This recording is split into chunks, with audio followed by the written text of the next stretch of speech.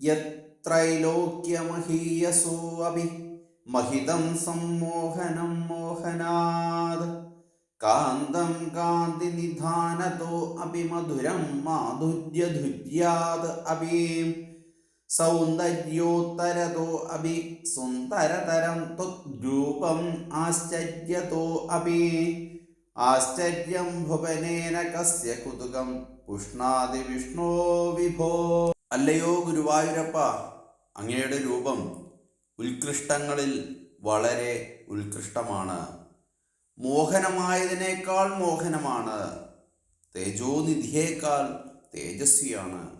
മധുരമായതിനേക്കാൾ മധുരമാണ്. സുന്ദരമായതിനേക്കാൾ സുന്ദരമാണ്. അത്ഭുതകരങ്ങളായവയിൽ വെച്ച് അത്ഭുതകരവുമാണ്.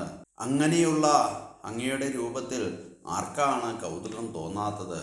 ത്രിലോകങ്ങളിലും അതിശയിയായതും ഉത്കൃഷ്ടമായതും മോഹിപ്പിക്കുന്നതും സുന്ദരതരവുമായ വിഷ്ണുരൂപം ആരെയും ആകർഷിക്കുന്നതും ആനന്ദിപ്പിക്കുന്നതുമാണ്.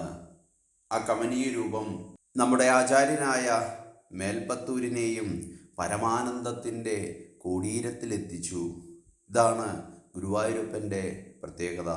ഇത്രയും അറിവുള്ള മനുഷ്യന്, ഇത്രയും അറിവുള്ള വ്യക്തിക്ക് ചെറിയൊരു പരീക്ഷണം നടത്തിയപ്പോൾ നമുക്ക് മനുഷ്യജീവികൾക്ക് മോക്ഷത്തിലേക്കുള്ള പാതയാണ് ഭഗവാൻ ആ ഒരു പരീക്ഷണത്തിലൂടെ അദ്ദേഹത്തിന് നൽകിയതും നമുക്കായി തുറന്നു നൽകിയതും.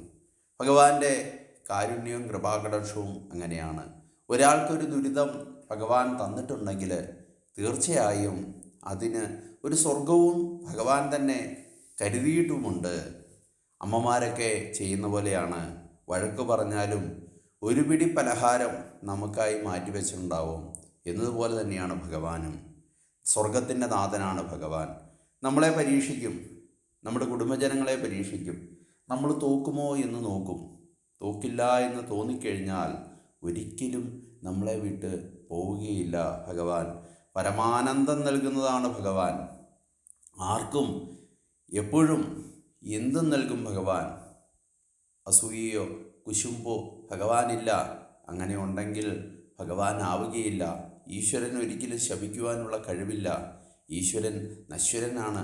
അത് നശിക്കാത്ത വസ്തുവാണ്. അങ്ങനെ നശിക്കാത്ത വസ്തുവാണ് ഗുരുവായൂരപ്പൻ. ആ ഗുരുവായൂരപ്പന് നാശം ഉണ്ടെങ്കിൽ അനുഗ്രഹിക്കുവാനുള്ള കഴിവില്ല. നമ്മുടെ പ്രാർത്ഥനകളെല്ലാം അവിടുന്ന് സ്വീകരിച്ച് നമുക്ക് തന്നെ അനുഗ്രഹം പ്രദാനം ചെയ്യുന്ന ആ ഭഗവാന്റെ പദാരവിന്ദങ്ങളിൽ അനുഗ്രഹത്തിനായിട്ട് കേണ് കരയുക. ഓം നമോ നാരായണായ.